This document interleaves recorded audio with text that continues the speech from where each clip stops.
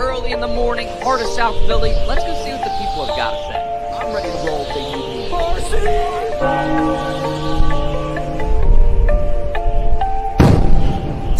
Now listen here, Dutch. Mets and the Cowboys, they suck.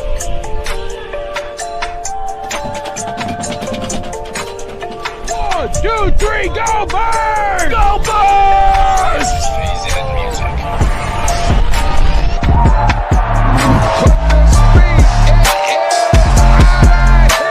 Here we go, 302BIRDS, you know stinks. Go Birds!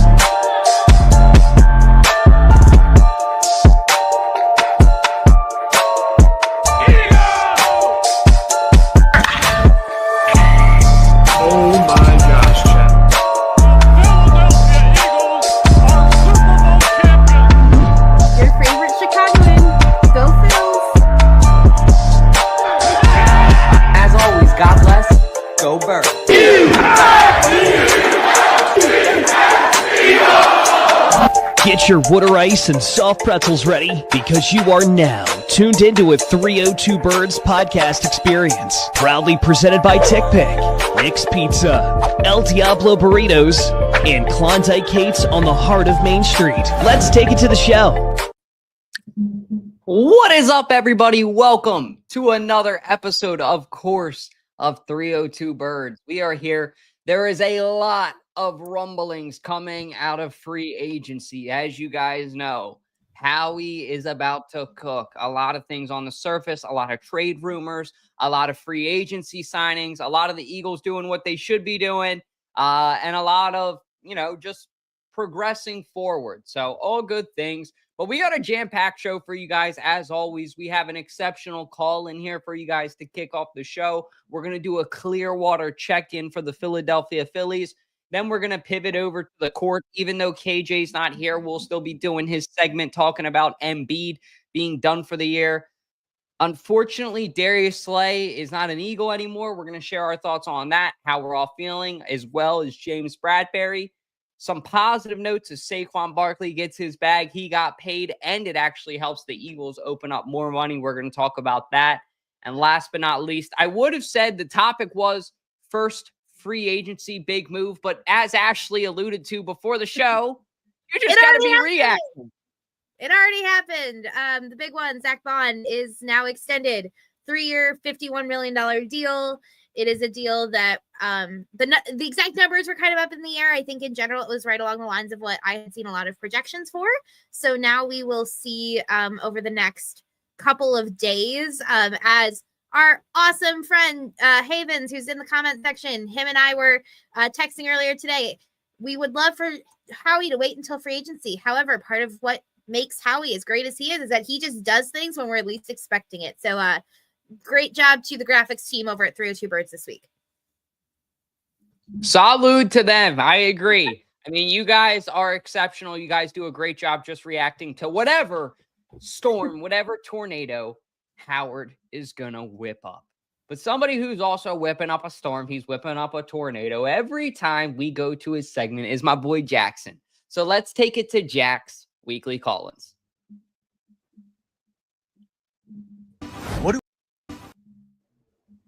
Yeah, intros are being really weird tonight. What do I want when I'm in the state of Delaware? Of course, El Diablo Burritos. Customer service always is serving your food with a smile on their face, asking how your day is, but their food is phenomenal as well. Their burritos are out of this world, one of the best burritos in town. Their queso is phenomenal. Their burrito bowls are amazing as well. When you're in and around Delaware, stop by your local El Diablo Burritos and tell them that 302BIRDS sent you. God bless, go Birds. Yes, if you're in and around Delaware, stop by your local El Diablo Burritos. I know my boy Jay has definitely been to El Diablo, hopefully. Jay, how you doing tonight, buddy? Doing amazing. Thank you guys so much for having me. That's good to hear. I mean, what do you have for us? What do you want to talk about? Yeah, so wanted to kick it over to Dalton's amazing Instagram post today that seems to have gotten the feathers a little ruffled in and around the 302-215, really all of the Philadelphia area, maybe even around the country, with the idea that should the Eagles trade A.J. Brown to the New England Patriots in exchange for a top pick in the NFL draft. Me personally, I like the creativeness of the idea. I think it's great for discussion. Unbelievable. And it's nothing too nuts because, this was like a conversation point. Like I saw it on JPA football with the whole Mike Vrabel thing, how AJ Brown was a Patriots fan growing up and all this. But the problem that I see with, like, I want to go after Abdul Carter. I think we've all fallen in love with Abdul Carter potentially taking over for Josh Sweat in that edge rusher position. And especially if they can't land Myles Garrett, of course, which could be a pipe dream. Who knows? But I do think, though, that obviously A.J. Brown adds so much to this offense. We haven't had a receiver like A.J. Brown ever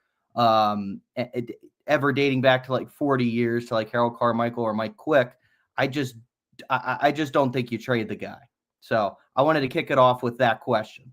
Yeah, no, Dalton is the king of hot takes. He's said a lot of sketchy stuff in the past, and some of the stuff is hit. Some of the stuff is just whatever, dude. Like, what are you talking about? Like, stop talking. But no, to that question, no, I think it would be the dumbest thing ever to trade AJ Brown for a top pick, because we have seen now most recent reports say that he's been injured. He's not really participating. He didn't do the combine. He may or may not do his pro day. But Abdul Carter would definitely is who we kind of want to go after, right? But I think the fact, just like Nakobe Dean, his draft stock's going to be plummeting because because of this injury. So, I think there's still a chance that without doing such a crazy trade for that, we'll get Abdul Carter here. But yeah, I don't think it is a smart idea for us to trade for a number one pick overall or whatever it may be.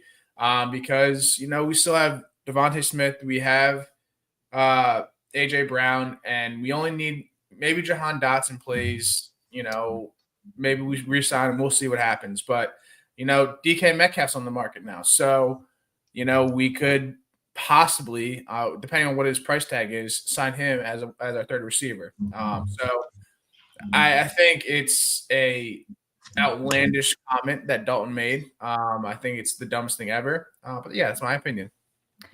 Dalton, I don't hate it. Dalton, I want to ask though, what was going through your mind when you woke up and chose violence on the fan page? Okay, so I'll get into that in one sec. I just want to let Ashley take it first, ladies first here, because I know she's got to go midway throughout the show. Take it away, Ash.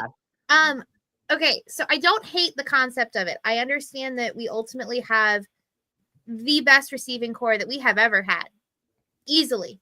And we have one of the best receiving cores in the NFL. Would we feel the loss? Absolutely.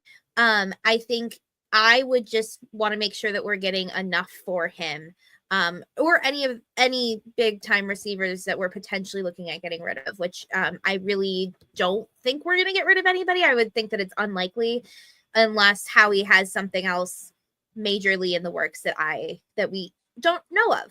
I don't hate the idea because we have to understand that we are going to have to eventually pay these guys a ridiculous amount of money. There have been quite a few locker room and off the field issues that people don't really want to talk about. And again, the guy has been way more productive than anything else that we've ever had. So it's hard to think about giving it up. However, I also see the flip side of it and that it could be beneficial. Yeah, I wanted to let Ashley go first because I knew I was going to sink my teeth into this one. So I wanted to let her get out of the way. But I am not the one that woke up this morning and chose violence. Violence chose me, my brother. I'm just a victim of propaganda is what this is. So I came prepared tonight. I told Ashley, I said, people are going to ask me, why'd you come up with this narrative? Why are you doing this? Where it really all started was on my lunch break today. Driving down the road like any other guy in the Delaware Valley area. I'm listening to 94 WIP. Love the afternoon show with Hugh First and Joe. mistake. All right, well, don't badmouth, the legends who put us where we are and, set the path to get us there. But anyway, love Joe, love Hugh. They're like my two favorites. The afternoon show is actually my favorite. Or the midday show, I guess is what it's called, right? Because it's technically 10 a.m. to 2 is what they are. Anyway, so I'm on my lunch break. I'm listening to it. And Joe's like really pushing and kicking it around and making a really good argument of he didn't think that this was true and he thought that this was all bullshit until I think it was Rappaport or it was Schefter said that the Patriots are aggressively pursuing or wanting to trade for A.J. Brown or a wide receiver one just around the NFL. But they are, quote, really aggressive and willing to do whatever it takes for this superstar. So, look, the thing right here that you see from DraftKings, that's a slap in the face to A.J. Brown. I don't enjoy making this take either. I just want to come out and say that. And that's not at you, Jay. That's just at everyone in the comments because I get it. It's not something fun to do. But if the Patriots and these rumors are true, that I'm hearing some of them, that the Patriots are dumb enough to offer us the 4th overall pick, why not? I mean, the one thing today is Shedeur Sanders is out there and he's saying stuff like he's losing his phone and he's blaming it on his mother. It's like, dude, like, shut up. I need your draft stock high so you go in that pick and we have a better chance at Abdul Carter. Like, pipe down. But I don't know. I just feel like A.J. Brown's going to be turning 29 years old this year. Alshon Jeffrey was 28, I think, the year after the Super Bowl. So there's a parallel with that. Now, I'm not saying A.J. Brown is Alshon Jeffrey before the comment section comes from my neck. I'm the one that said A.J. Brown was going to be the best wide receiver in Eagles history before he even got traded here. But I'm just saying, you got to understand, guys, that it's a business too. You got to put your emotions aside and think, okay, if a team is dumb enough to say, hey, here's the 4th overall pick, and then you can bring in an edge rusher. It's not like Myles Garrett where you're eating that contract and you're going to have to pay him in his, prime years of payment.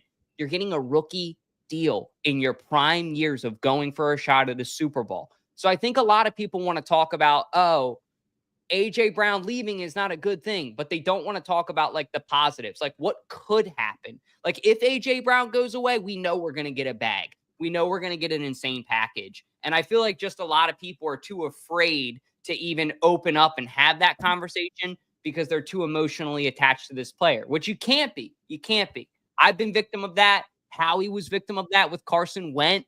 And look how that went. We had to dig ourselves out of that hole. So it's one of those things where I'm sure people can go on and on all night. I can go on and on. It's like an agree to disagree.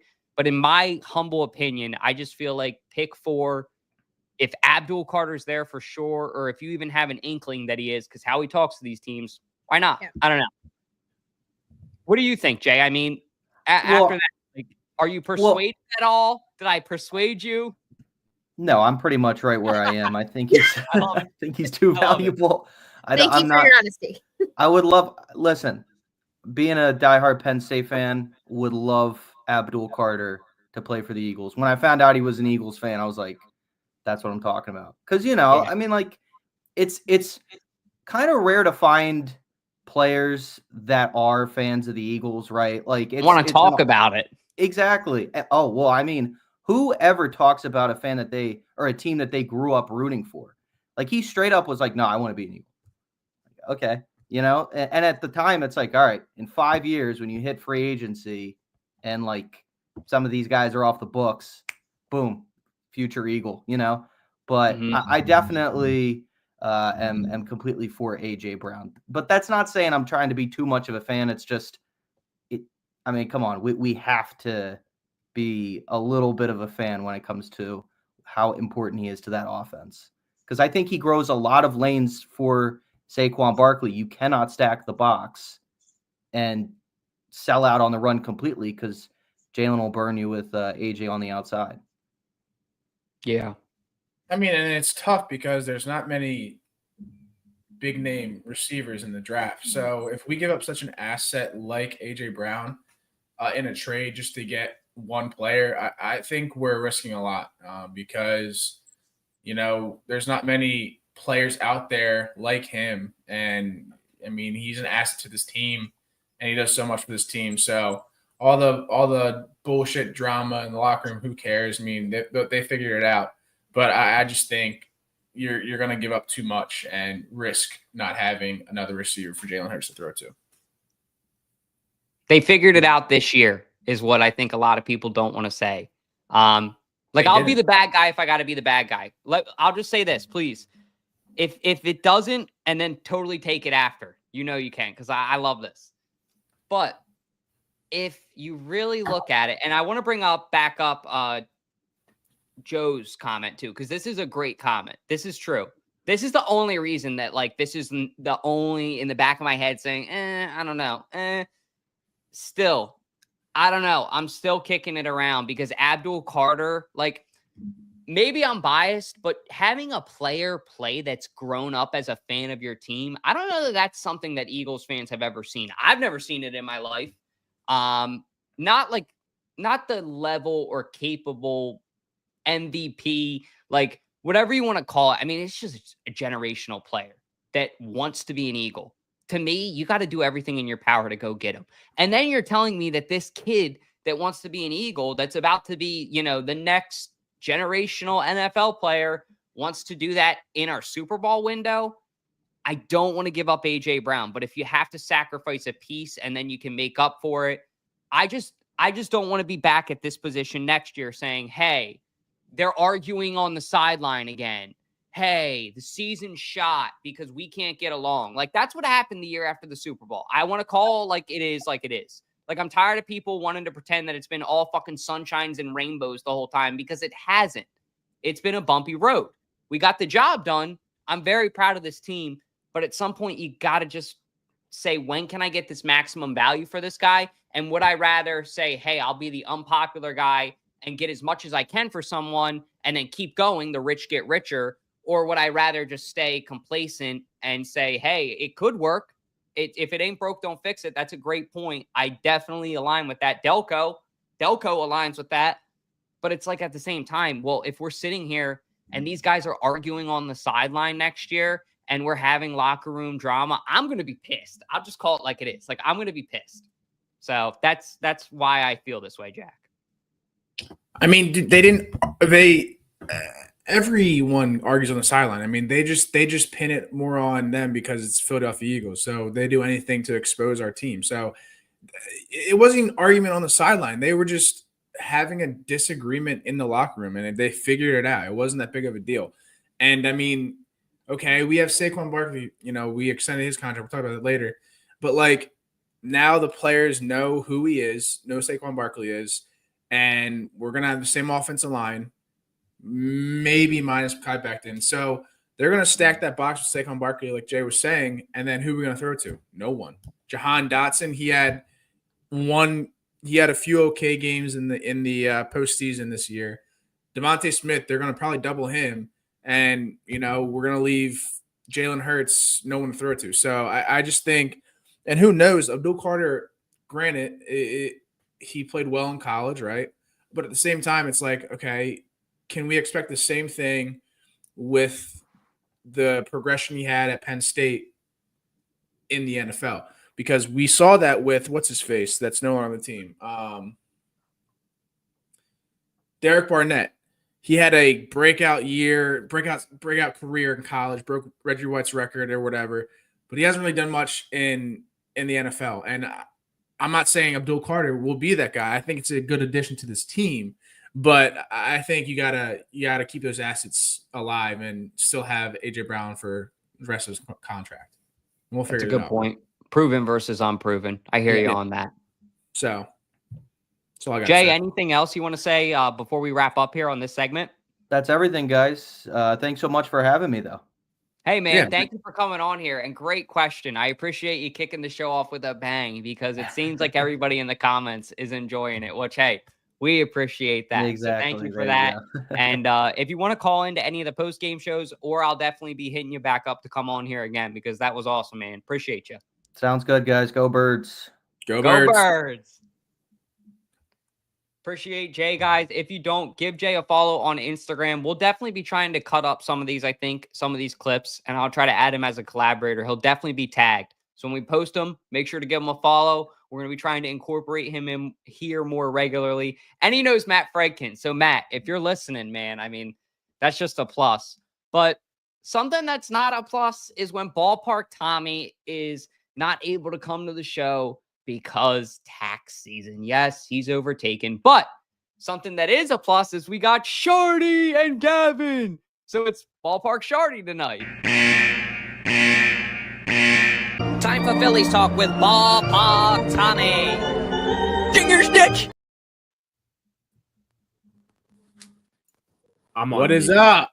I'm What on up? What mute. up? But what's up, you cutie patooties? How you doing? Stop. I'm kind of irritated, dude. Like spring training the past couple of days has just been fucking annoying. We got our ass handed to us the last 2 days. Zach Wheeler yesterday looked like shit. Fucking Gavin, who's the pitcher that pitched today? Lizardo. Lizardo looked like fucking shit. Like, just they both look terrible. Like, we got our ass handed to us 12-3 yesterday. I'm not worried about the score by any means. I'm really not, because it's spring training. I'm more so looking at how are certain guys playing that are given this opportunity to play.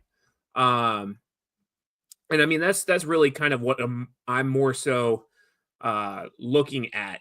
So, I mean, I'm going to start with yesterday's game. And I'll pass it off to Gavin here in a second, because I really didn't watch the games. I'm looking more at stats and highlights. Gavin, which shout out to my boy Gavin, because he's really coming in clutch, but he's more so watch the games. But starting with yesterday, Zach Wheeler, dude, looked absolutely just terrible. And I don't know if it's us having a curse against the Yankees or what, but just looked absolutely, absolutely terrible. He went 2 innings pitched and just fell apart in those 2 innings. Let up 8 hits, 6 runs, 5 of them being earned runs. Only had 2 strikeouts. His ERA was an 11.25. Just looked terrible yesterday. The only real kind of light that I saw yesterday, there were 2 things. First, Ranger Suarez came in, Mr. Ranger himself. Came in for 2 innings pitched, only let up 1 hit, 2 strikeouts, 0 ERA, no earned runs. So if he can keep that up and get back to, the standard that he's held himself to before his injury, that's going to be huge going into the season. Second thing that really impressed me, especially after his first outing, was Koyo Okoye. I think that's how you say his name. The guy that we got from Japan. He had a really rocky first outing. But he went out for an inning yesterday to close, didn't let up any hits, had 2 strikeouts, and lowered his ERA to a 5.4. So pitching wise, that really, impressed me yesterday. But Gavin, what impressed you in terms of batting? So far, yesterday and just today overall, I would say with batting, this is a guy to look out for if injuries do happen this season. And, it's going to happen, injuries you can't control. But Christian Arroyo, he's the third baseman, also plays in the outfield. We got him from the Boston Red Sox, but I know last year he was in the Milwaukee Brewers minor league system just to get his bat right again. But so far, he's been pretty convincing as a ball player in the locker room and just hitting. I know he has a couple home runs, a couple RBIs, and he has a pretty high average. So he's one guy to pay attention to, especially in the minors, and possibly a guy that could get called up for a bench spot if an injury happens. So I would look out for Christian Arroyo. Another guy, Rincones Jr., young prospect, stud. He's been hitting nukes. I mean, that kid's going to be special. It's a shame that injuries have happened to him over the past couple seasons, but right now he looks promising as a young player. So those guys, they really impressed me. But another guy, and Eric, you and I have talked about this before, Buddy Kennedy. Buddy Kennedy is raking the spring training. I don't know if he's on a new workout, a new diet, whatever he's doing, keep it up, dude, because you are raking the spring training. He's really raking. And I think, honestly, I said this before on the show, and Dol, you can back me up on this. I was really concerned going into the season with not getting another bat. We were in the talks for Juan Soto. We were in the talks for Santander. We were in talks for all these different guys, and it kind of just fell flat. And I feel like I kind of see now, and I gave Dave Dombrowski so much crap for not being aggressive, not signing these guys, not getting another power bat. But I kind of have opened my eyes a little bit the past couple of days, especially watching spring training. There's got to be at this point something that Dave sees that we as the casual fan are not. And granted, we don't do scouting, we don't do signings, we don't do all this for a living. Like that's not my job. I'm just a casual fan. I'm just a guy who talks sports on a podcast, right? So I mean, to see these guys come into spring training, like Gavin was saying, like Buddy Kennedy, like Rincones Jr., like Arroyo, or however you say his last name, just shows that these bench guys are really stepping up to the plate and can fill in those roles. And I think that's kind of what the issue was last year, was you kept rotating the same bench guys last year instead of calling up people from the minors to fill that in. And I think if we do have to call in guys from the minors, it's gonna be fine. And the one thing that I wanted to bring up was Kepler hit a home run yesterday too, which was surprising. So I don't need Kepler to be good. I don't need him to be great. I just need you to be better than Whit Merrifield. That's all I need. But today's game was just, oh my God, dude. I got the chiropractor and Tommy, he sent like a gif of like a guy holding a white flag in our Phillies sports chat. And so I opened the score and it was 12-0. Sounds not right. It was 12-0 at the time I opened the score. Final score for today was 17-7, which again, spring training, whatever. The Gritty Tigers, man, I'm not mad because they're a really, really like great team. They made a really deep postseason run last year in the ALS side of the baseball world. So, I was really rooting for them. But looking at stat lines, Luzardo, just terrible. 2 innings pitched, 6 hits, 6 earned runs, 1 walk, 2 strikeouts. He let up 3 home runs back to back to back. 3 home runs in a row, back to back to back. That's terrible. You can't have that going into the regular season. 13.5 ERA. Matt Strom just looked terrible as well. Only went 0.2 innings pitched, not even a full inning. 2 hits, 4 earned runs. 2 walks, 1 strikeout, 32.4 ERA. That is absolutely insane for a guy that was a shutdown reliever last year. So I don't know what the hell is going on, but like, you got to figure this shit out. And that's really what concerns me going into this season is the bullpen, because we cannot. Gavin, I think you and I were having this conversation yesterday. I think we both agree. I feel like it's going to be an opposite of last year, right? Where last year it was the offense wasn't getting runs, but the bullpen could get you out of a jam. I feel like this year it's going to be the bullpen's going to let up a lot of runs, and then the offense is going to get those runs back. 100%. I agree 100%. And yeah, just with today's game, it was disappointing. Of course, you don't want to lose that badly. It was like an NFL score. So anytime a score is like an NFL score, you got your ass handed to you, but you just got to move on. I guess my, thoughts to Phillies fans is just, it's spring training. I know it's frustrating, but it's spring training. You got to keep your head up, stay positive, hopefully by the regular season, everything will be better. I would love to, keep the chase rate down, because for some reason, the past few years, they lead the league in chase rate every single year. Nick Castellanos, really I'm looking at you. I'm looking at you, Yes. bitch. Nick Castellanos, what is this shit of you chasing low and away, dude? Because I'm looking at your fucking game day, your little box thing where it has pitch by pitch. Why are we still swinging at shit in the dirt? It's been 3 years of this shit. Kevin Long, what are we working on? What the fuck are we working on, Kevin Long? Because literally, after last season, I said Kevin Long should have been fired. And I feel like the only reason they kept Kevin Long was because Juan Soto is such buddy-buddy with him. You didn't get Juan Soto. How'd that work out? Yeah. You didn't get Juan Soto. So why is Kevin Long still here? Why are we still chasing shit in the dirt?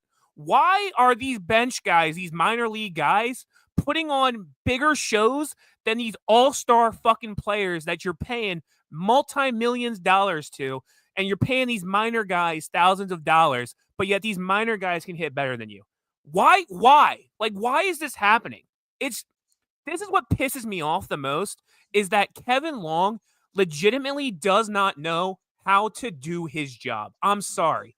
You guys might be mad at me for that take, and you might say, oh, well, Kevin Long is the best batting coach in the league.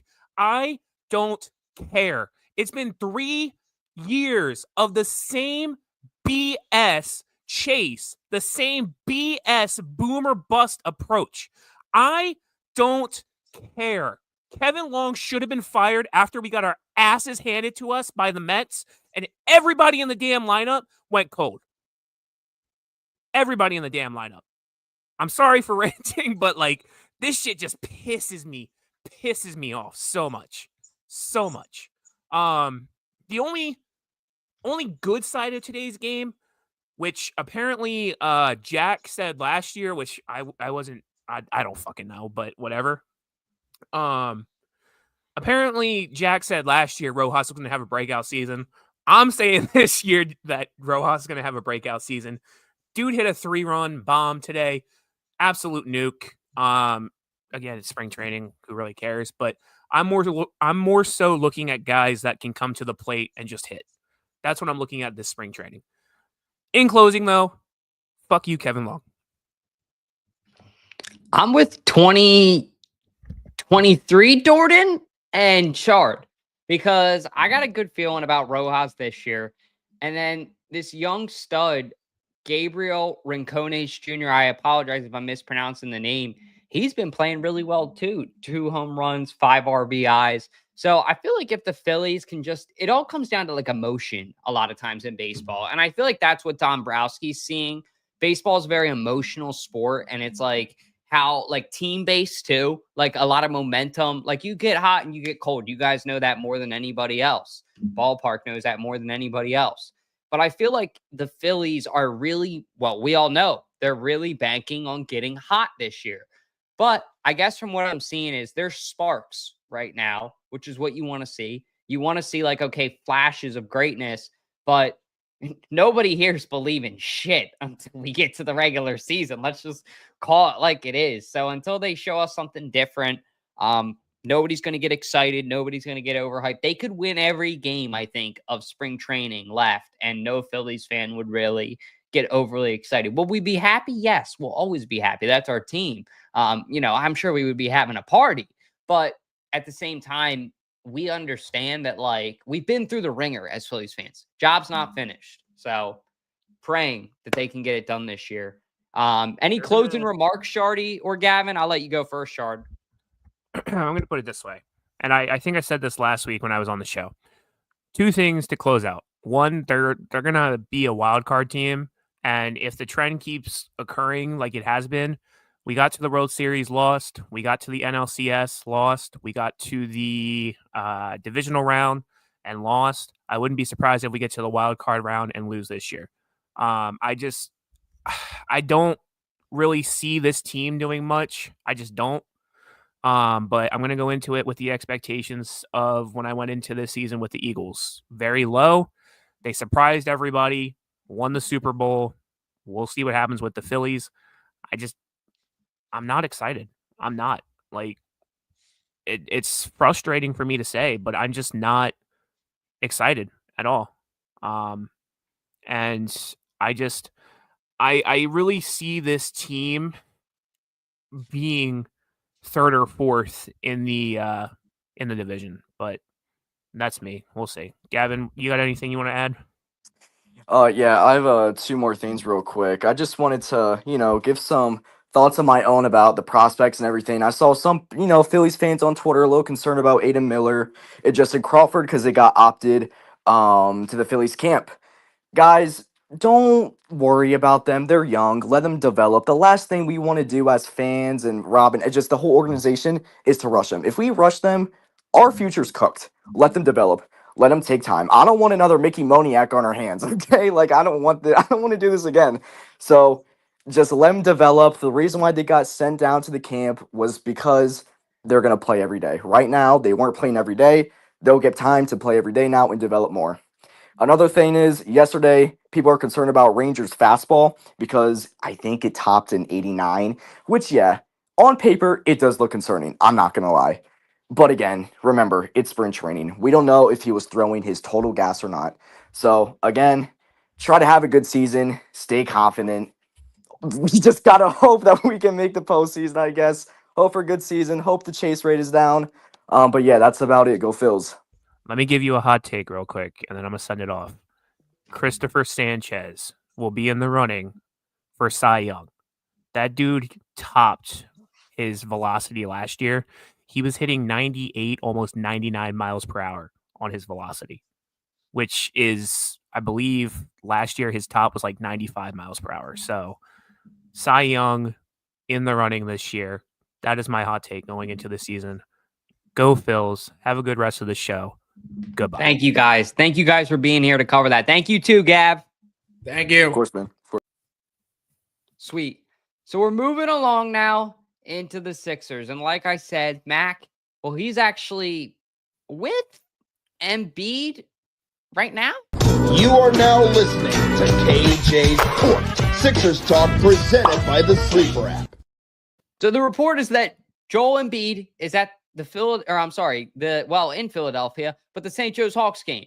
So KJ, I just wonder what KJ McCoy could be yelling down there right now, because I could imagine it's a lot of things. And KJ's not shy to say how he feels. Nothing disrespectful. KJ's a respectful guy, but KJ went from someone who was an Embiid fan to not an Embiid fan.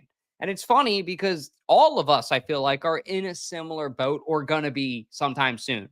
This was my last chance for Embiid going into this year. We were told, hey, if he stays, we're going to keep him on the bench to keep him healthy. We're not going to be starting him in back-to-back games. We want him healthy for the playoffs. Okay, fine. You know what? We're the crazy ones. Let's wait until the playoffs because we're going to be in the playoffs. We make the playoffs every year, right? What could happen? What's the worst? Who would have guessed that Joel Embiid is going to be out for the rest of the season? 5 years ago, who would have guessed that Embiid's career would end like this? There's been some great moments. Don't get me wrong. But I would say that the process has failed. It hasn't done what we've needed it to do. And since 2019, or whatever that was, my sophomore year of college, when Kawhi hit the shot on us, the dagger, since Butler left, this team hasn't had the same heartbeat, and results show for it. You can say what you want about Embiid, and he's an exceptional player, and he's done exceptional things. Like that MVP, that's not a Mickey Mouse MVP like some people say it is. But I just feel like, in my personal opinion, the Sixers and Embiid are both in wildly different places than they were 3 years ago, and you got to move on. It's the same thing with AJ Brown that I was saying earlier. Like, I'm the messenger. Please don't shoot the messenger, guys. But just because I'm saying you got to know when to move on from players doesn't make me a bad person. I just think it's sometimes the way you got to look at things. This one, though, is a lot more obvious than AJ Brown. Like this one, it just feels like, I don't know, the guy doesn't have a love for playing in Philadelphia anymore, and it's evident. Yet he could find a way to passionately play throughout the Olympics. So I don't know. Yeah, I mean, we should have not gave him the extension we did this summer. We knew going into the after the last season that Embiid is not a healthy player at all, and we needed to do something with that. But we decided to re-sign him, and what do you know? He's injured. He's out for the rest of the season.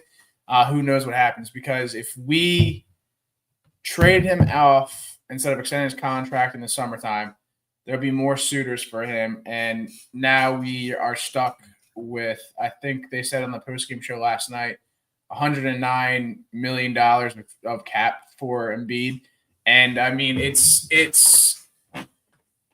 frustrating because, I mean, Embiid was a good player, and he just after his MVP season, you kind of just seen like his health deteriorate and just get worse and worse and worse.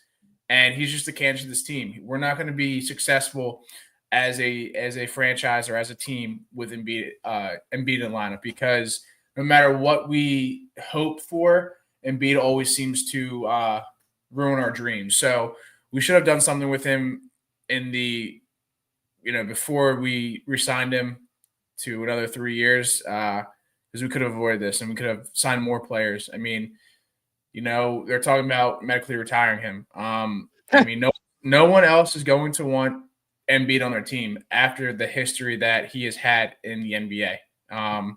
So might as well just medically retire him. That would be insane if the Sixers got out of that money. And there's like a lot of people that are not happy about that. Even Sixers fans that aren't happy about it. That's robbery.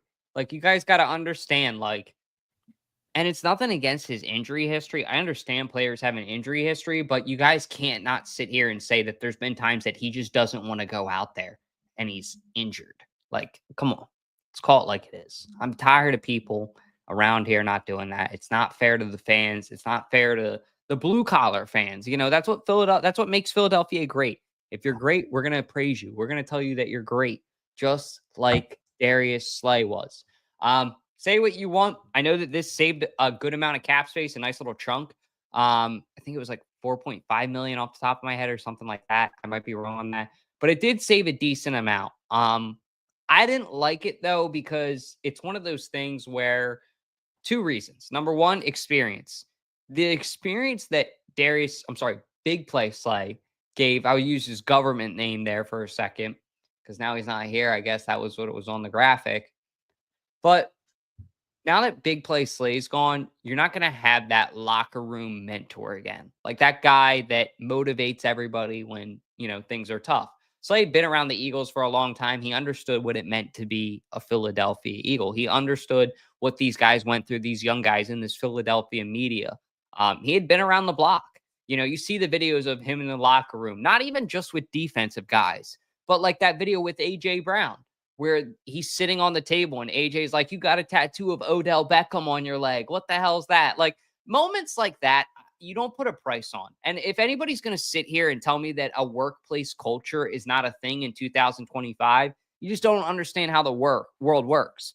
Like Slay definitely brings a lot to the culture of the Eagles. And I don't think anybody's going to knock that take.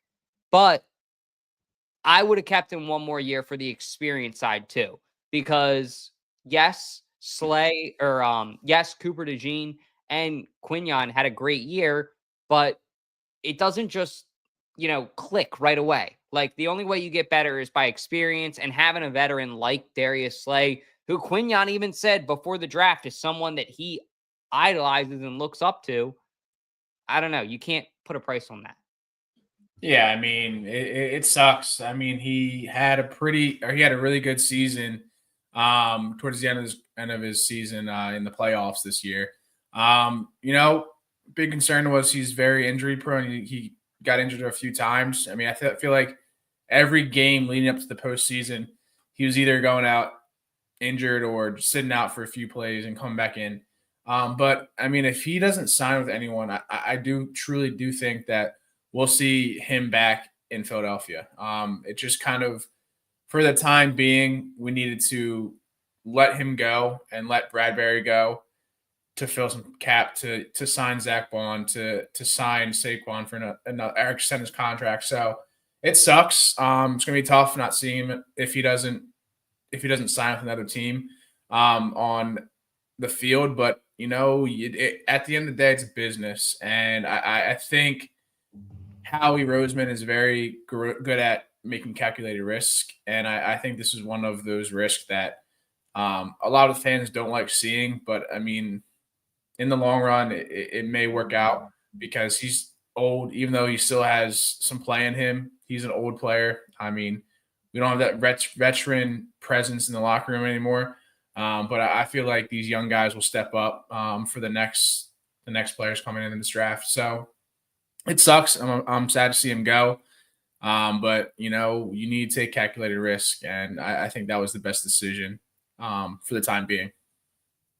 And moving along now, Jack, how are you feeling? This one, some people may say was a little bit more of a no-brainer. I know you and I have both said in the past that we know that he's contributed to this team in a way off the field too. Same thing that I just said about Quignon and Cooper's development and their progress. That wouldn't have been the same without James Bradberry. This one, I feel like we knew was coming. It wasn't a matter of if, it was a matter of when. But I just wanted to say and thank James for what he's done, because, I mean, we definitely noticed it, right?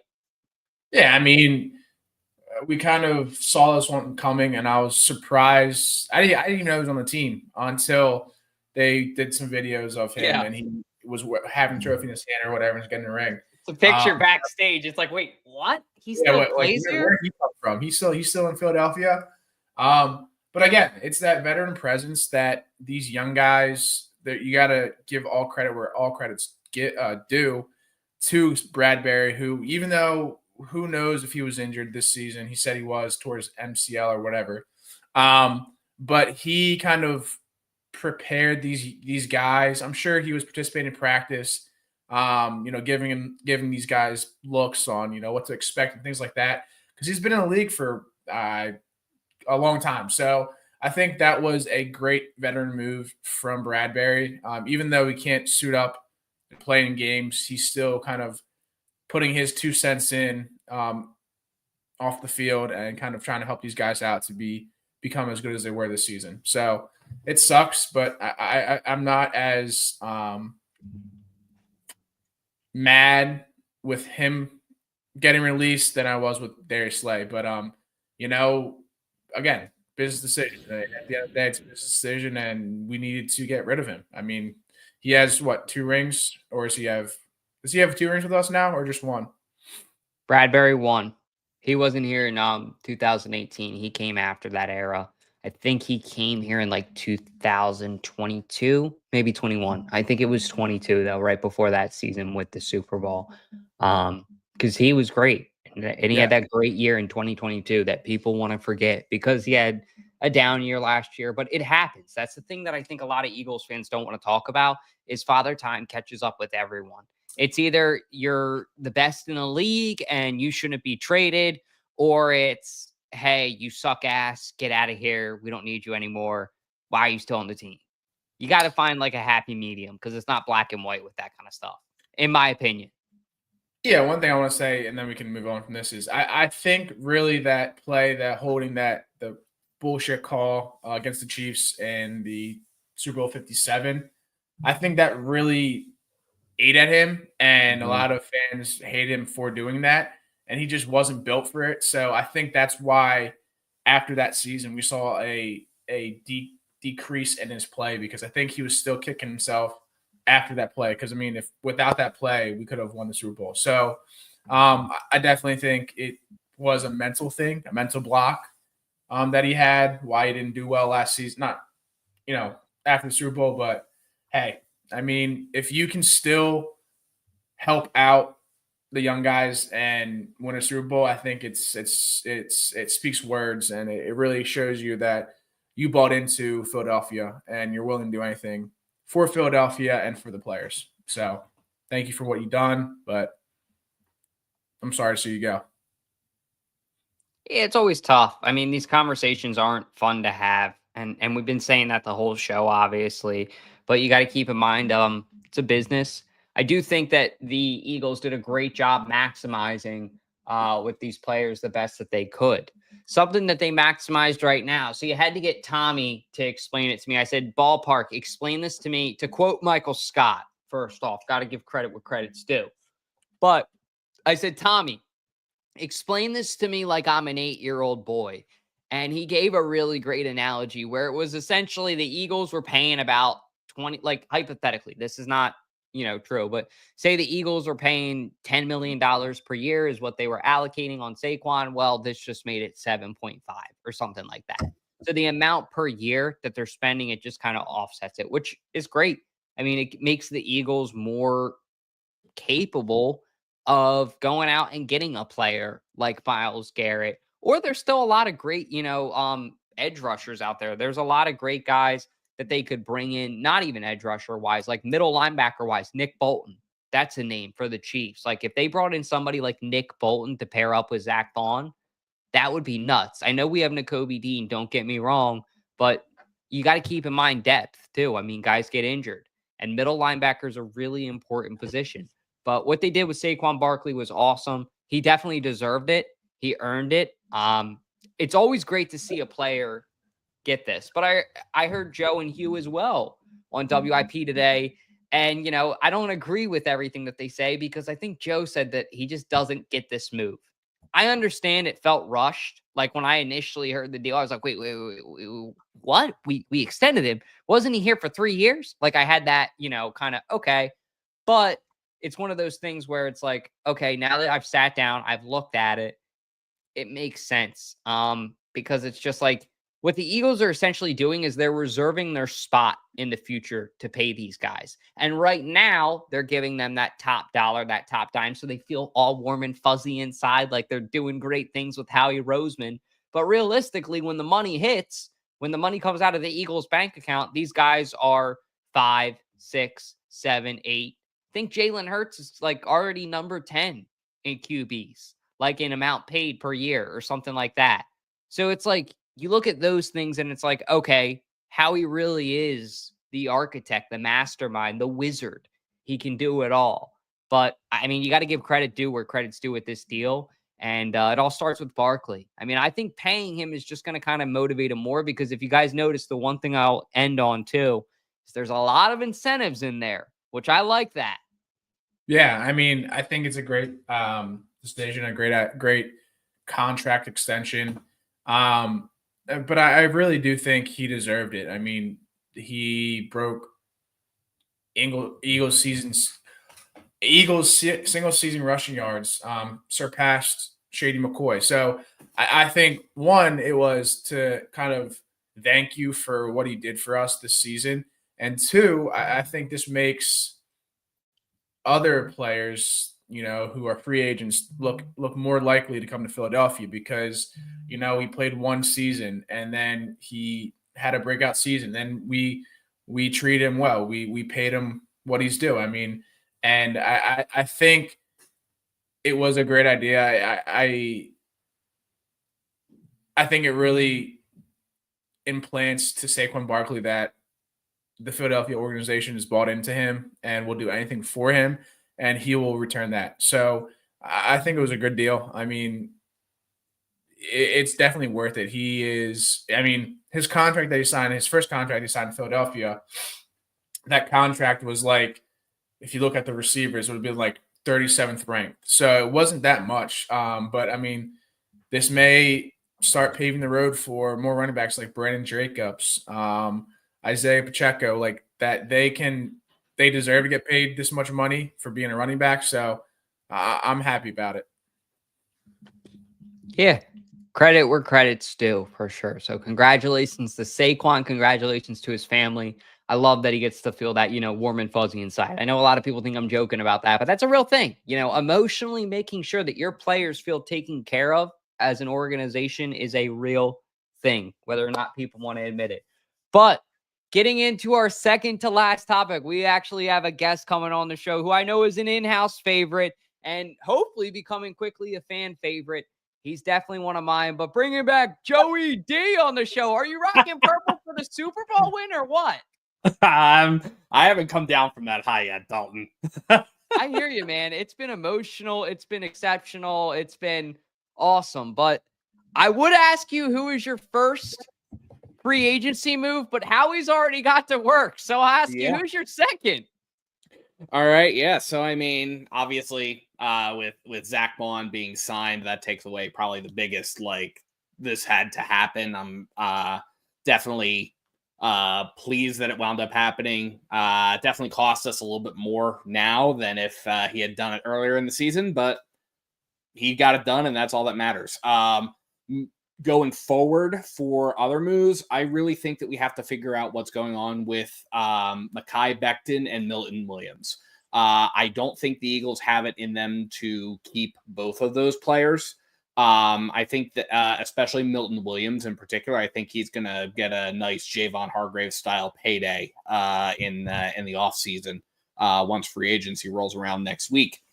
So I don't think that I really think that the biggest priority needs to be figuring out what to do with Mekhi Becton, because he really just kind of he went over very well over the course of this season. After Nick Sirianni made the change for him, and that was reported, Nick Sirianni was the one that made the change, not Jeff Stoutland, which you would have thought it would have been a Jeff Stoutland decision to move him to his current position.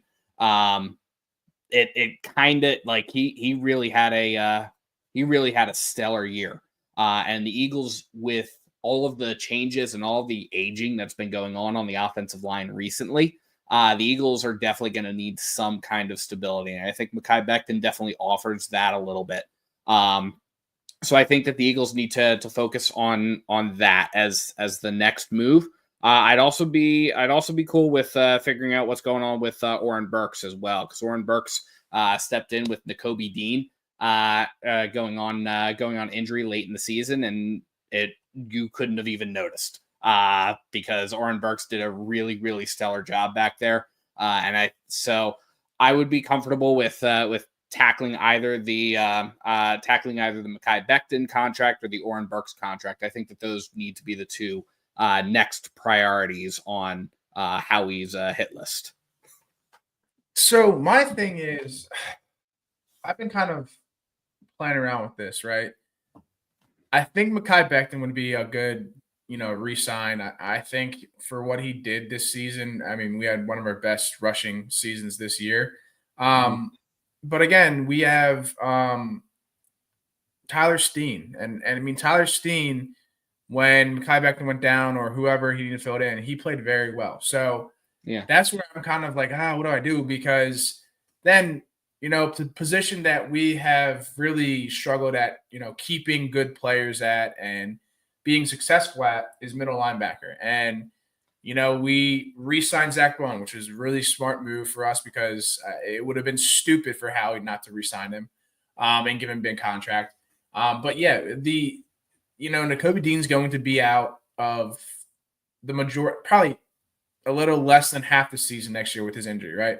So I think Orion Burks can definitely step up. And I mean, he stepped up this year and had some big plays in the Super Bowl, in the playoffs and things like that. So I think I've come to my conclusion that we should probably focus more on the middle linebacker position, because I think, like you said, Joe, with Jeff Stoutland being the offensive line coach, I think he can make an average offensive lineman into a great offensive lineman. So that's kind of where I stand. That's where I kind of am leaning more towards now. I would agree with that with you as well. And that's, I kind of flip back and forth between those two. I think the biggest thing for me in terms of, okay, why do I think we get Mekhi Becton would be more so because of how essential the run game is. And Mekhi Becton does know the system. If the Eagles were to go elsewhere, were to try to bring somebody in, yes, they could. Yes, and Jeff Stoutland could absolutely bring that offensive lineman up to scratch. But it takes time for that. One of the reasons why Cam Jurgens was so successful this year was the fact that he spent time on the offensive line last season, and he spent a number of years learning from Jason Kelce. That's why it felt so seamless when Cam Jurgens moved over into the center position. So there's a lot of work that happens behind the scenes when you bring somebody new in. And I think that I think that with how essential the run game proved to be this year, and with how essential Saquon Barkley considers his offensive line to be there, so much so that when Saquon was invited to the Tonight Show with Jimmy Fallon following the Super Bowl victory, he wouldn't go unless the offensive line was also there, because he wanted to celebrate them as well. I think when you consider how those two elements play together, I think the offensive line becomes a little bit more essential. I agree with you that Oren Burks is kind of like right up there. But I think that I think you lean slightly more on the offensive end, both for the Jalen Hurts protection and for the effectiveness of the run game. Yeah. Yeah, I love it. I want to ask you one more question here, Joe, too. Do you have any non-Eagles that are at the top of your list for the free agency, or anybody not on the team currently that you want to be upset or that you would prioritize rather to bring in? I haven't really gotten that deep into it yet, Dalton. I'm sure that's gonna. I'm sure I'm going to be spending the next couple of days taking a look into it. But yeah, there's a lot. It's hard enough sometimes to grasp like who and get a sense of who's leaving and who would you want to keep versus who do you want to go out and get. I'm looking forward to Micah Parsons in a couple years becoming a future Eagle, but that's. You know, he wants to. I mean, AJ said that on Gilly's podcast that he flat out wants to. And I don't think AJ would just be throwing that out there. I mean, these guys respect each other. Even though they're on rival teams, they are still counterparts. They still have the same job. So there's a mutual respect that I don't think he'd be throwing that out there on a podcast if there wasn't any truth to it. But I hear you, brother. Somebody asked me one time, they were like, "You didn't watch the Sixers game last night? You have a podcast." If I consumed every piece of Philly sports media, I would have to be like Mr. Bean with my eyes just fully, you know what I mean? Like, it's just so much. So TV stations have assignment reporters whose job it is to assignment editors whose job it is to watch all 5 screens. So I don't know. That sounds like an ADHD person's dream job, but not mine. But Joe, hey man, I appreciate you for jumping on here. As always, can you please let our fans know where they can give you a follow and find you? Absolutely. So I am on Bird's Nest Media on YouTube and pretty much any of the other social medias, TikTok, Instagram, Twitter is at Bird's Nest FB. But anywhere else where I'm at, it would be Bird's Nest Media. So appreciate the support. We appreciate you. Thank you for coming on here. We appreciate you. Everything's muted at once. But yeah, guys, please be sure to give Joe a follow, and we'll see you soon, brother. Sounds good. Take care. Have a good one.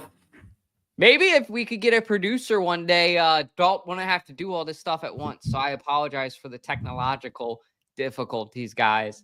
But thank you for bearing with us all show. We got one more topic for you guys before we close out.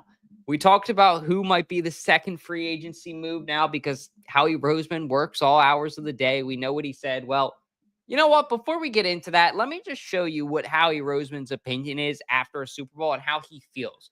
Credit to the Todd McVay Show. 2017, we were on our way to Minnesota, and I said something to Joe. I said, what if we win this game? I said, you're not going to find me for a month. You know, I'm going to be on a bender. I'm going to be celebrating. It's going to be unbelievable. And that moment, I think, was a little different than this. And it was the first one. You know, we won that really on the last play. I mean, Tom still got the ball in his hand, down 8, and the ball's in the air. I can't find it. You know, it looks like someone caught it, but actually hit the ground. And then it's just like, it's almost partly relief, definitely joy.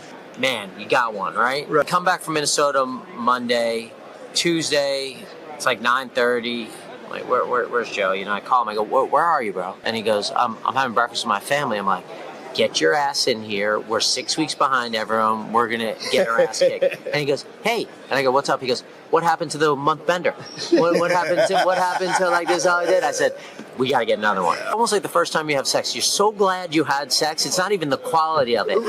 The second time, that's actually great. The second time, it's like, wow, I could actually have fun and enjoy this. But I think that this one, now the game was a little different, you know, and we're fortunate about that. But I think this one, it was more fun. It was like less of a relief, less of like just like, all right, I got one, like I can check that box off, and more like, let's enjoy it, let's have fun, understanding a little bit better how to celebrate it. And once again, I mean, credit to the Todd McShay Show. That was hilarious. Howie Roseman just asking if he can cut loose. It's always fun when you can see that other side of not only the team, but your general manager. I don't know that any other general manager would be saying that in the NFL. But my point of showing that is, listen to the part about Joe Douglas. Joe Douglas is just trying to enjoy a breakfast with his family. Imagine getting that call from Howie Roseman. You're like, it's like a few days after the Super Bowl. hey, what are you doing? Get the hell in here. We got work. I thought you said you were taking a bender. Like, that is so Howie Roseman. And I just want to point out, that's a great thing. Like, I want that person that's obsessive, that stays up at night thinking about this football team. I want that person that this football team is their personal life. Like, there is no vacation. There is no going away. Like, it's, okay, cool, I got a Super Bowl. I want another one. I want the Bettle check mentality. And Howie Roseman definitely has it. So I know that he's definitely kicking the tires on this, guys. Whether or not he'll publicly say it, why would you publicly say it as a general manager? You really want to start more controversy? So I'm not even a reporter. I'm just a self-proclaimed dude that talks about Philly sports. But I even know that this is getting talked about in the facility. What would it take? It's got to be a minimum of a first-round pick this year. If there's not that first-round pick being associated with it, it's not even up for debate for me. You see the DraftKings rumor about a second and third round pick for AJ. That's a slap in the face. That makes no sense to me. He's 28 years old. He's turning 29. He's still a great player. I mean, I think you could argue that he has 1 or 2 more years left of his prime. Most wide receivers' prime is 24 to 27 years old. That's where most of my hesitation is coming from. That's why I'm like, do I want to trade him? But you also got to say, when are we going to get this much value? Like, what if we have a season like 2022, back to that point, it doesn't go well, and then you're just flat on your face? I understand the cap hit is a thing too. I totally get that. It would be stupid to just let some of that money go away. But at some point, it's like you're playing chess, not checkers, and sunk costs are a thing. I get it. But it's like, if you get a player like Abdul Carter that's young here, I'm just going to – you guys can't take me off that take. I don't know why. But the fact that he's an Eagles fan just fascinates me. I don't know how other Eagles fans, this just feels like a no-brainer that you got to do everything in your power to bring this kid here, because you would have him playing for his team that he loves in the beginning of his career when he's about to enter his prime. You're going to get his prime year at 24, because I think he's 21 right now. So on the end of that rookie deal, and you do it all with Jalen Hurts and Saquon Barkley and Devontae Smith. Like, A.J. Brown is an integral piece of that offense. The last thing I want to say is he's a huge piece, but they can win without A.J. Brown. I think that people need to start talking about that too. A.J. played 13 games this year, and the offense is not the same offense it was in 2022. The run game commanded this year. Now, it's going to be different next year, but I don't know. You got to know when to hold them and know when to fold them. What do you think? Yeah, no, you're crazy for saying that. I don't give a shit if it's your favorite team. Oh, I want to play for them. Blah, blah, blah, blah. Who gives a fuck? Honestly, like that's just crazy to me. It would be cool to see them, but at the same time, it's like you're giving a lot up for who knows if he's a good or bad player. I mean, that's where I'm kind of at right now. It's because it'd be nice to have him on the team, but at the same time, it's like we can't really rely on his productivity in college and expect him to do the same in the NFL. I mean, like I said earlier, Derek Barnett, perfect scenario. He broke so many records at Tennessee, and then he comes to Philadelphia and didn't do shit. He had a strip sack, or he had a fumble recovery or whatever. But you know, when we played the Buccaneers, and the Buccaneers were our kryptonite, honestly, the past 2 years. We didn't have A.J. Brown in the playoffs last season, or not last season, but the one before that, and we got cooked. And then we didn't have A.J. Brown this season when we got cooked by the Broncos. So I think, yeah, we have Saquon Barkley, but at the same time, it's like they're going to stack the box. They're going to find a way to stop Saquon Barkley. They did in the Super Bowl. The Chiefs literally stopped Saquon Barkley. So you got to rely on Devontae Smith and whoever the hell knows the other two receivers. And like I said, Dallas Goedert, he could be a free agent as well. So there's a lot of information that we could not have, that we don't have right now. So I think honestly it'd be the dumbest decision for the Eagles to make that trade. Because I don't think A.J. Brown's going to like it, because if he goes to the Patriots, he's not going to be successful. I mean, that is a dying offense. They need receivers and things like that. So you're putting him in a situation where he can't be the best player, plus the best version of himself, and not be as successful. I mean, he's had the past 3 years over 1,000 yards receiving. So I just think you got to really think about, okay, yes, we need an edge rusher depending on what happens with Quinton Williams or Josh Sweat. So yeah, we need to fill that spot. We have Ojomo. We have these young guys that are still backups and that can fill in that role. So it really is a good conversation to have. But when reality sets in, it's like if you don't have AJ Brown on this team, you're going to see a gaping hole in this offense, and it's just not going to be a great season for these Birds. That's all I got to say. I hear that. I mean, you're not wrong. AJ Brown is going to be a glaring hole. I just feel like we're going to see a glaring hole because now you got Sweat and Milt. They're both testing free agency. And if they're not here, you're going to see a glaring hole on the pass rush side. And somebody's got to make up for that because that's who the Eagles' identity has been. Like when they won the Super Bowl in 2018, and as we all know, they were all over Patrick Mahomes this year. And that was what won them the Super Bowl, is their pass rush ability. And I just feel like with Abdul Carter, his transition from like middle linebacker to defensive end and how he went about it, like where it wasn't all at once. It was kind of like, okay, middle linebacker to, okay, I'm playing a mixture of middle linebacker and edge to now full-time edge. And I think when he was a full-time edge, he had like 12 sacks that season. I get it. Every player in the draft is unproven until proven, right? Like everybody was on the Zach Wilson kick for a long time, and how'd that work out? So I get it, but it's just like, I feel like to me, the Eagles will be kicking that. Like Abdul Carter has 10 times the potential, I think, of Micah Parsons. And some people may not like me saying that, but that's just from what I've seen. And if you can get him playing for his hometown team, people say there's no such thing as 110%, 120%, 130%. Well, if you played for the Philadelphia Eagles, Jack, I think you would give 120, 130%. Now, I'm not saying you and I are even close to being, athletically gifted enough to play for the Eagles. No disrespect, but not that I think you're taking any.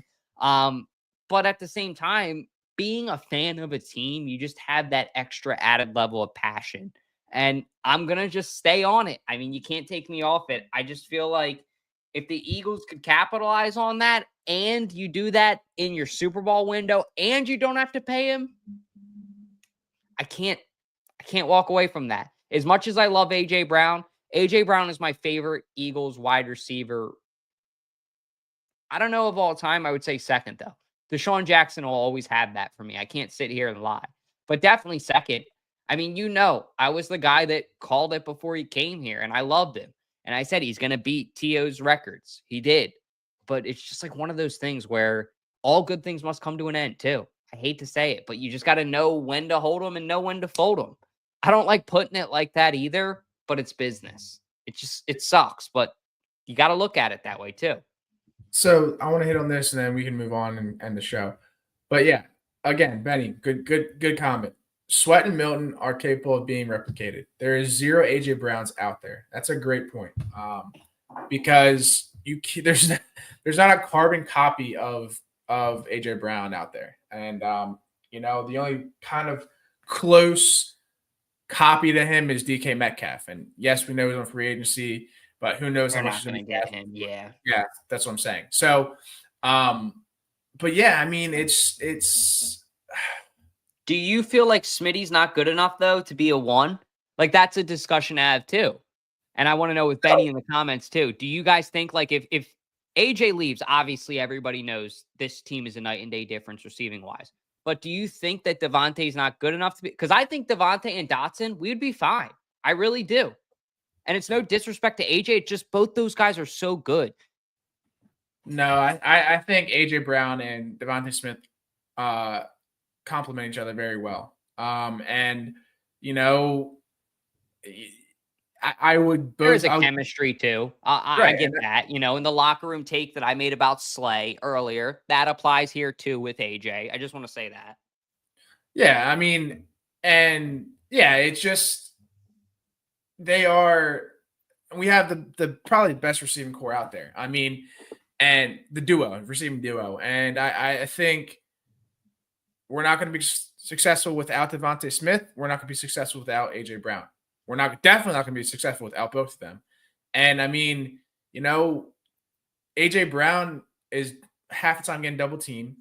The Smitty sometimes double team, but you always have him on the deep routes. And then Jahan Dotson, I mean, did jack shit in the regular season until like week 17 and a few games in the playoffs. So yeah, you have a wide receiving tandem that is unbeatable. So separating that, I don't think it's a good marriage at all. Here we go. Okay. So I hear what you're saying. It does stay open with AJ longer, but it's like at the same time, it closes without an edge rusher. If Sweat and Milton walk, we're going to really be in a tough place. Like, we're going to have a really back against the wall. What do you do right now, edge rusher wise? I wouldn't be against bringing in Hassan Reddick or bringing him back rather, but I don't know. I just don't know how you solve that puzzle. And to me, this just looks like it's a clear cut, go get an edge rusher. Like, we don't have any other edge rushers. The paperweight pass rusher, as I love to call him, Bryce Huff, he didn't even play in the Super Bowl, dude. I knew he had 10 sacks the season before, but I don't know. They don't really have a solution for edge rusher right now, and that scares me because that's been this team's identity when they won Super Bowls. But they do. They have a rookie or going to be a sophomore. Joe's cracking me up. They have a sophomore player, Jalix Hunt, who played phenomenal. He's a great edge rusher. They have Ojomo, who I think he's next a tackle season, though, but he still is used on the edge. Like we are not hurting at our edge rushers right now. I mean, granted, you know, Josh Sweat or Milton Williams were great players. Who knows what we do with them? But that's not a issue that we have right now. We have these young guys who have proven themselves that they can be that edge rusher. I mean, again, you're betting a lot on Abdul Carter. You're betting a lot on him to be a success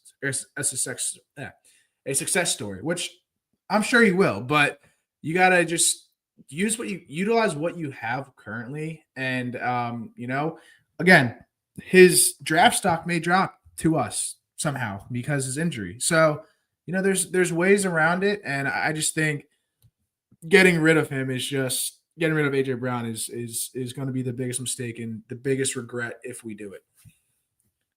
Yeah. And I like Benny's comment too. I mean, I just have a bad taste in my mouth with signing edges cheap with Robert Quinn and how that went a couple years ago. Like, you don't know sometimes with these older edge rushers too.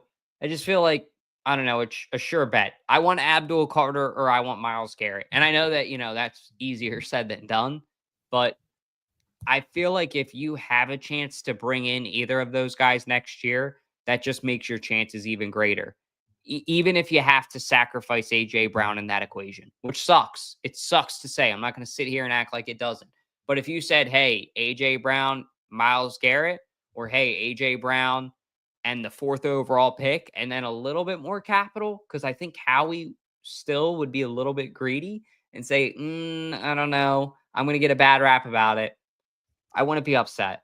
So we'll see how it goes. But it's one of those things where there's plenty of ways you can cut it up. There's only one way Howie Roseman's going to do it, and that's his way.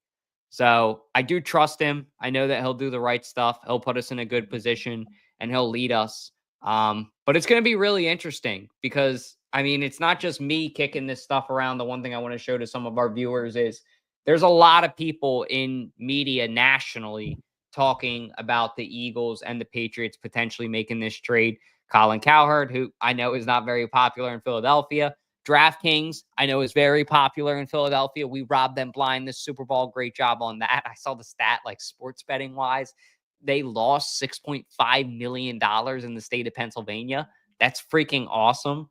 And then just on TikTok too, like just in social media, a lot of people from what I've seen have been kicking this around. So I don't know. It's one of those things where I hate to play devil's advocate, but anything's possible. But anything's possible too with the Eagles just staying complacent too. And that's not a bad thing.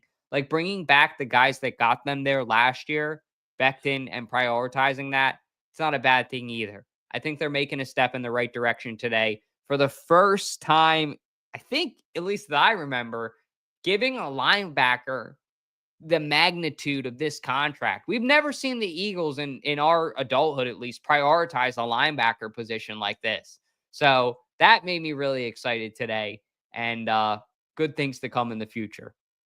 Yeah, well, we will see what the snake, how we can do. I think you'll figure it out and make the best decision for the team and for the fan base.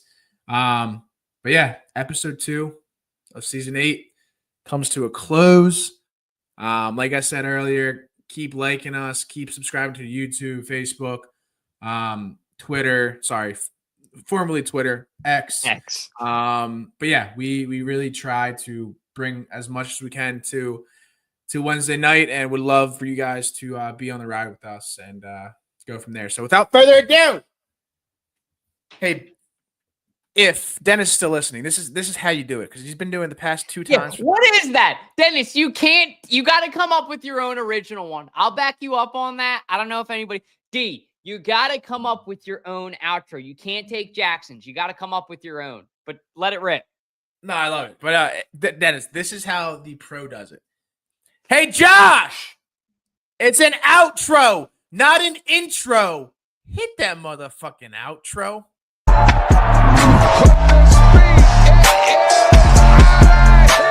What we got? 302 birds. You know, stinks.